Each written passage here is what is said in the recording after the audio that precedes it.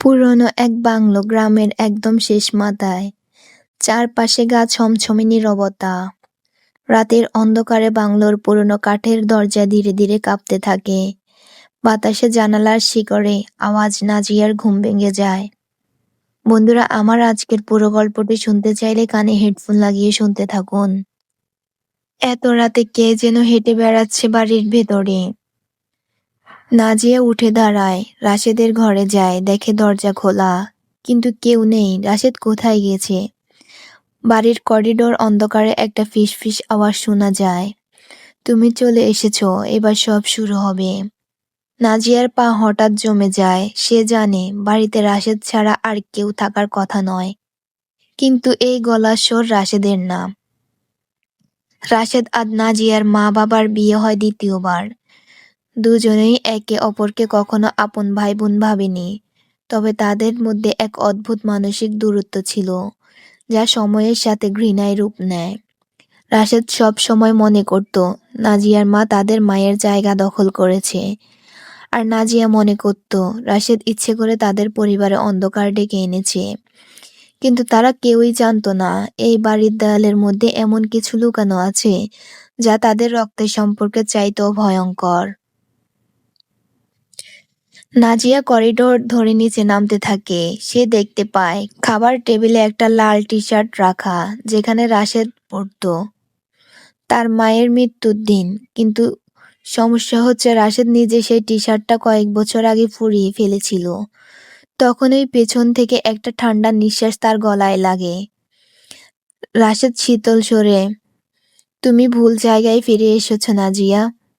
নাজিয়া ধীরে ধীরে ঘুরে দাঁড়ায়। রাশেদের চোখে অস্বাভাবিক এক শূন্যতা। সে যেন কেউ আর নয়, একটা ছায়া মাত্র।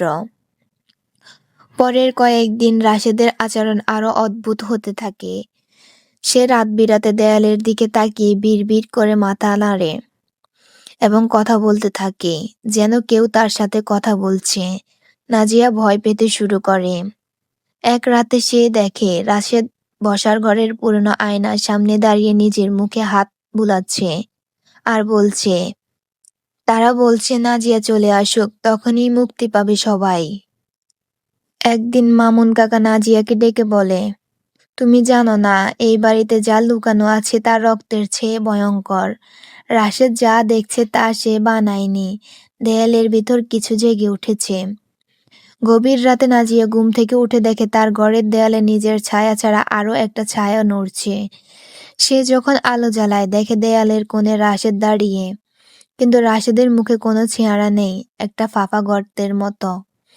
রাশেদ ধীরে ধীরে বলে, আমাদের গল্পের শেষটা তুমি কখনো কল্পনাও করতে পারবে না। তারপর নাজিয়া ঘরের দরজা বাইরে থেকে আটকে দেয়। ভেতরে রাশেদ বারবার দেয়ালে মাথা ঠুকছে, যেন কিছু ওকে বাইরে আসার জন্য চাপ দিচ্ছে। রাশেদ উন্মুক্ত গলায় বলে, তুমি জানো না ওরা আমার ভিতর কিভাবে ঢুকেছে। দেয়ালের পেছনে ওরা তাকিয়ে আছে নাজিয়া।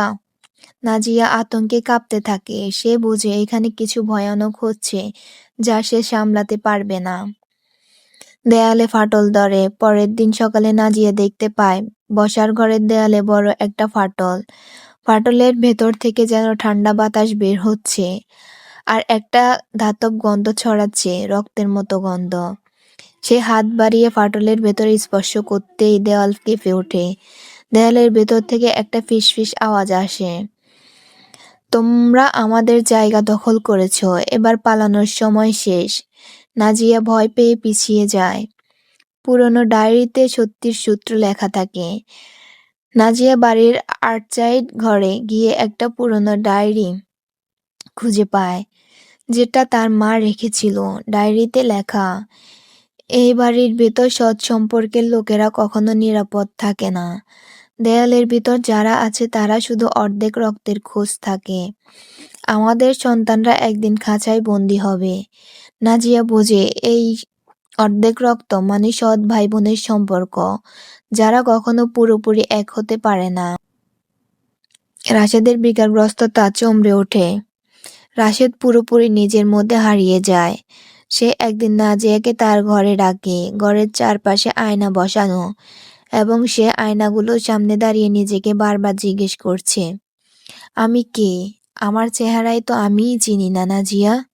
নাজিয়া তাকে থামাতে চাইলে রাশেদ হঠাৎ চিৎকার করে বলে, তুমি আমার অর্ধেক নাজিয়া। কিন্তু ওরা বলে একজনকে শেষ করতে হবে, নয়তো আমরা কেউই মুক্তি পাবো না। সেই রাতে নাজিয়া আবার দেয়ালের ফাটলের সামনে দাঁড়ায়। হঠাৎ করে দেয়ালের ভিতর থেকে একটা কালো হাত বেরিয়ে তার হাত চেপে ধরে। সে দেখে দেয়ালের ফাটলের ভেতর ছোট ছোট অস্পষ্ট মুখ ছায়ার মতো তার দিকে তাকিয়ে হাসছে। এটাই সেই মুহূর্তে যখন নাজিয়ার কাছে স্পষ্ট হয় এবারের দেয়ালে আসলে অতীতের পাপ লুকিয়ে আছে এবং তাদের সম্পর্কের বিকৃতি সেই পাপকে জাগিয়ে তুলেছে। মামুন কাকা সেই রাতে নাজিয়াকে বাড়ির ছাড়তে বলে, কিন্তু ঠিক সেই মুহূর্তে রাশেদ পেছন থেকে কাচের টুকরো দিয়ে মামুন কাকার গলা কাটে। মামুন কাকার রক্ত দেওয়ালের ফাটলে ঢুকে যায় আর দেয়াল যেন নড়ে চড়ে ওঠে এবং খুশি হয়। রাশেদ ধীরে ধীরে নাজিয়ার দিকে তাকিয়ে বলে, এখন শুরু হবে আসল খেলা। তারপর নাজিয়া ছাদের ঘরে নিজেকে তালা লাগিয়ে রাখে। বাইরে থেকে রাশেদের পায়ের আওয়াজ ধীরে ধীরে কাছে আসে। রাশেদ দরজার ওপারে দাঁড়িয়ে পিস পিস করে বলছে, তুমি আমার অর্ধেক নাজিয়া। আমাদের একজনকে হারিয়ে ফেলতে হবে, নয়তো দেওয়ালের ভিতরে তারা বেরিয়ে আসবে। নাজিয়া জানে এই যুদ্ধ আর শুধু ভাই বোনের নয়, এটা পাপ আত্মার টানাপোড়েন এবং একটি ভয়াবহ পরিণতির যাত্রা। তা শুনে নাজিয়া ছাদের ঘরের দরজার পেছনে বসে কাঁপছে। বাইরে রাশেদ ধীরে ধীরে দরজায় মাথা ঠুকছে।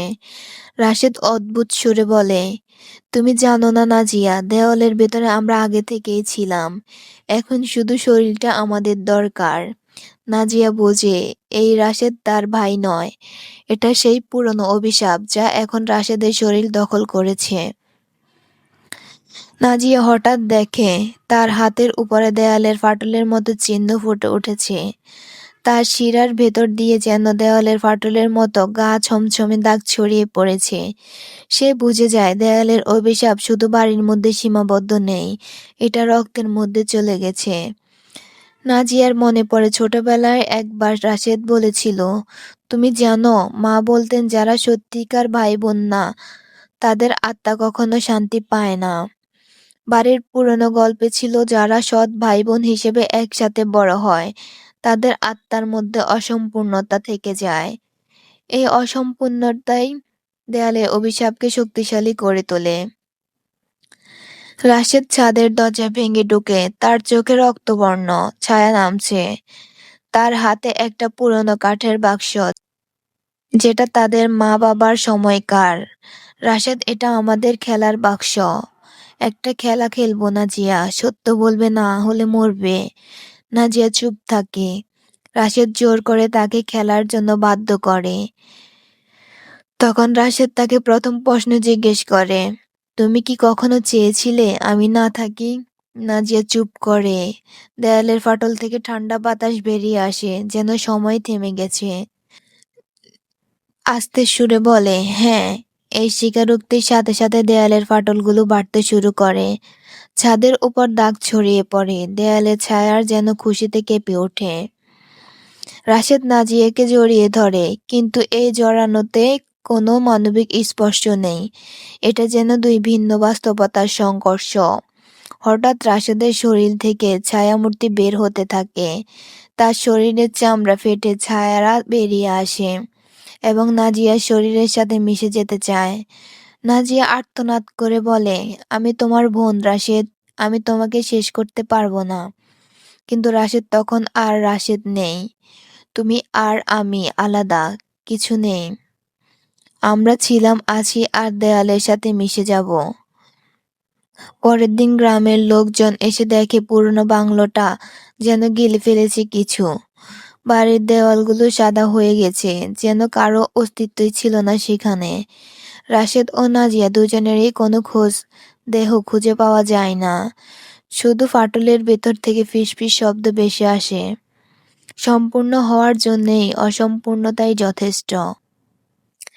যেখানে অস্পষ্টভাবে দেখা যায় রাশেদ ও নাজিয়ার ছায়া দেয়ালের গায়ে আটকে আছে চিরদিনের জন্য। তাদের চোখে কোনো পরিচয় নেই, শুধু শূন্যতা। একমাত্র পাপ যা মাপ হয় না তা হলো অসম্পূর্ণ আত্মার সম্পর্ক। বন্ধুরা, আমার আজকের পুরো গল্পটি যদি ভালো লেগে থাকে তাহলে একটি লাইক, কমেন্ট, শেয়ার দিবেন। আপনাদের একটি লাইক, কমেন্ট, শেয়ার আমার নতুন গল্প তৈরি করার অনুপ্রেরণা জাগায়। আমার চ্যানেলটিকে সাবস্ক্রাইব করে পাশে থাকবেন। ধন্যবাদ।